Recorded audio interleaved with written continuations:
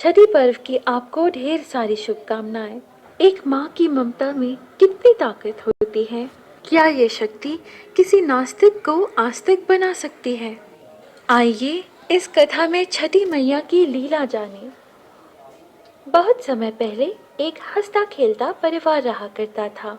उस परिवार में बूढ़ी अम्मा का बेटा और इसकी बहू थी।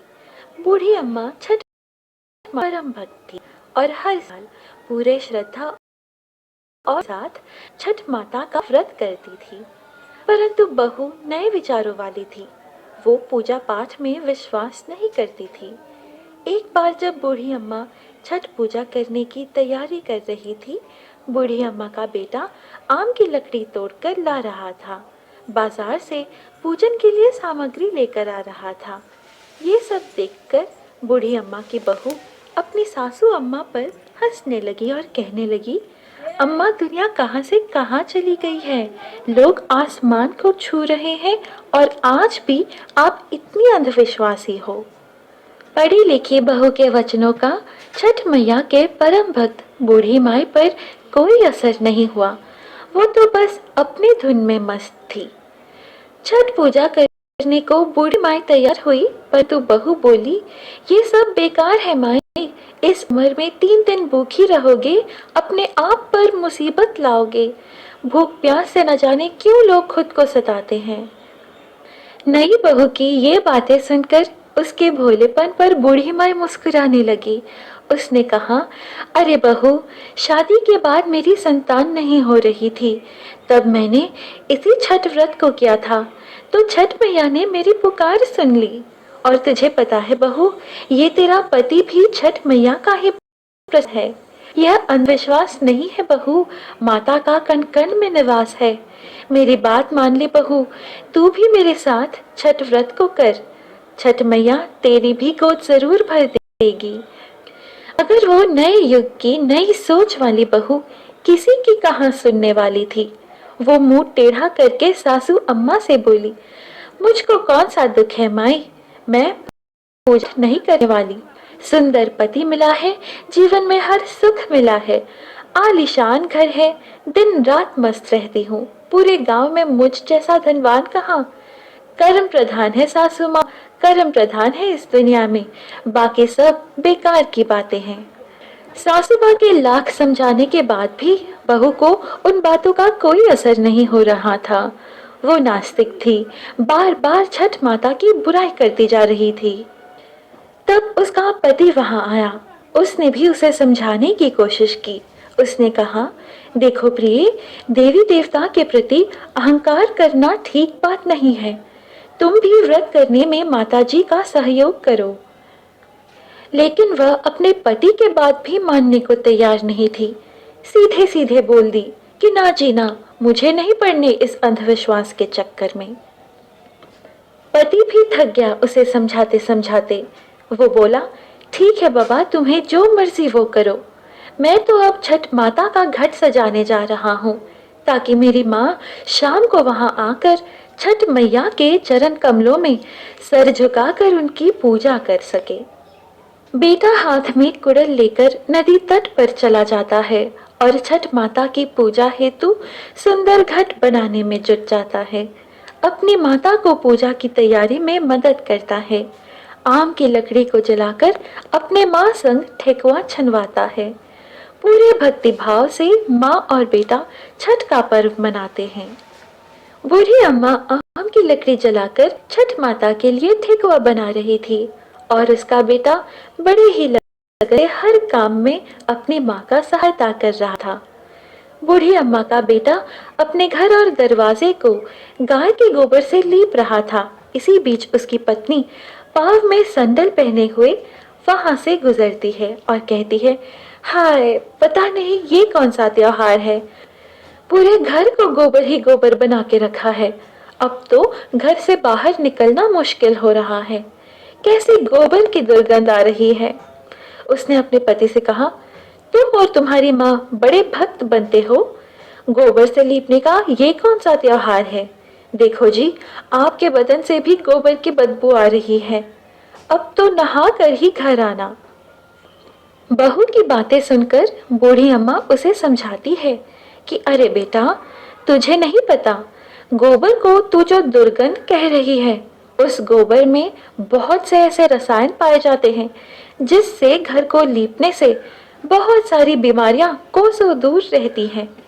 इतना सुनकर बहू और बिगड़ गई और झुंझलाकर बूढ़ी अम्मा से बोली, हाँ, पहले तो आम की लकड़ी पर ठेकुआ बनाए और अब गोबर से घर को लीप कर पूरे घर को गोबर बना दिया।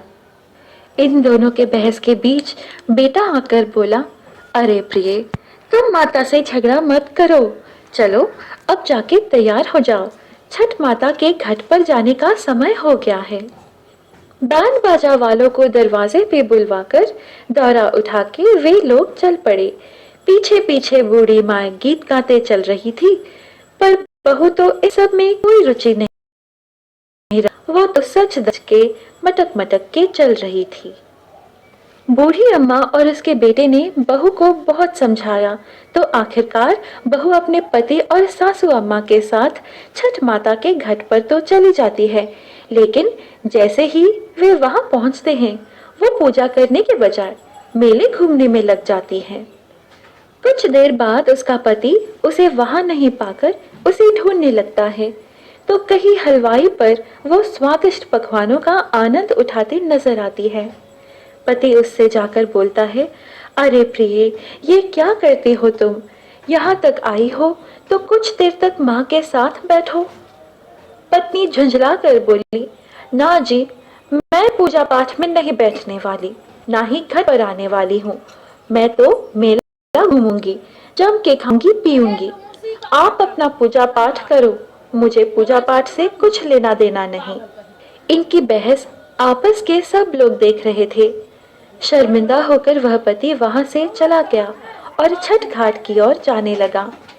ईद खड़ा करने को वह बेटा घाट के पास में जाता है और जैसे ही स्नान करने को डुबकी लगाता है, डुबकी लगाते डूब जाता है।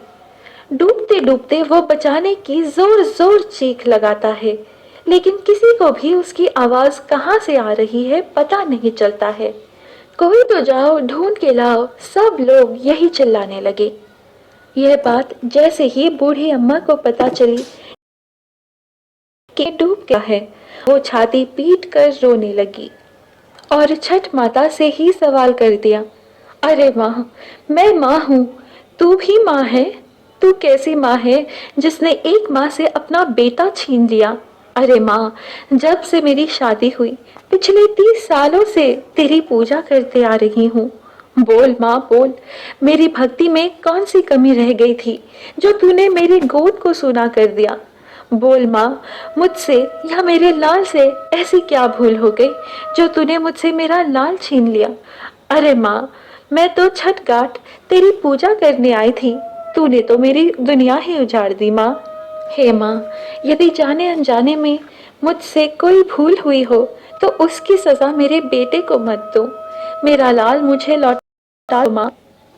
यदि तूने मेरा लाल मुझे नहीं लौटाया तो ये तेरी बूढ़ी भक्त इसी नदी में कूद अपने प्राण त्याग देगी। अब या तो तू मेरे बेटे को लौटा या मेरे भी प्राण ले ले माँ। उधर मेले में सबको आगाह किया जा रहा था कि छठ घाट पर आए सभी जा रहा है कि घाट के गहरे भाग में ना जाए।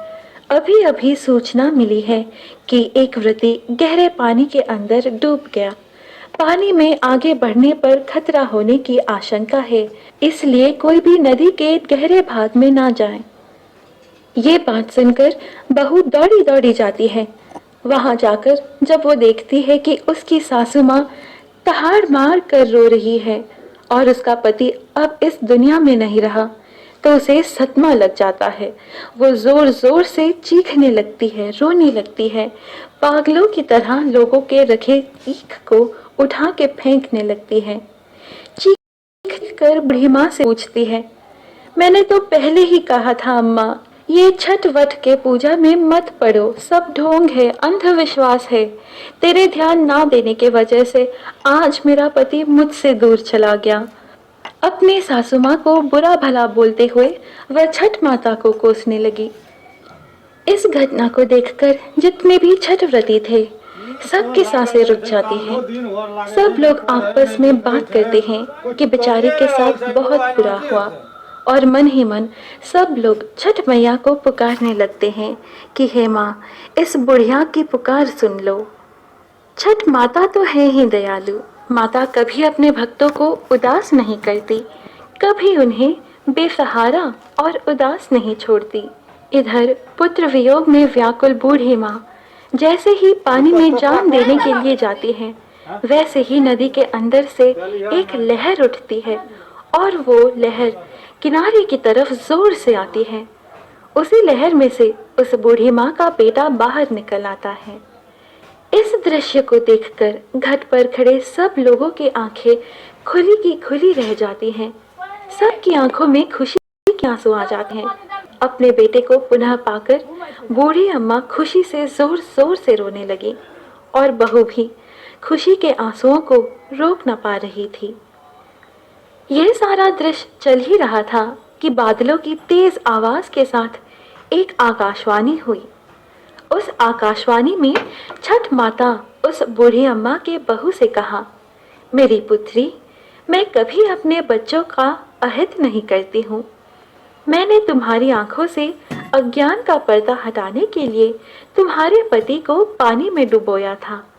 पुत्री, मैं सदैव अपने भक्तों की रक्षा करती हूँ। इस कलयुग में जो भी भक्त पूरे भक्तिभाव से मेरी पूजा करता है, उसकी सारी मनोकामनाएं पूर्ण करती हूँ। इतना कहकर छठ माता अंतर ध्यान हो गई। घाट पर मौजूद सारे लोग छठ माता के नाम नारे लगाए। दोस्तों, आपको ये कथा कैसी लगी? लाइक और कमेंट करके जरूर बताइएगा। यदि आप भी छठी का यह महापर्व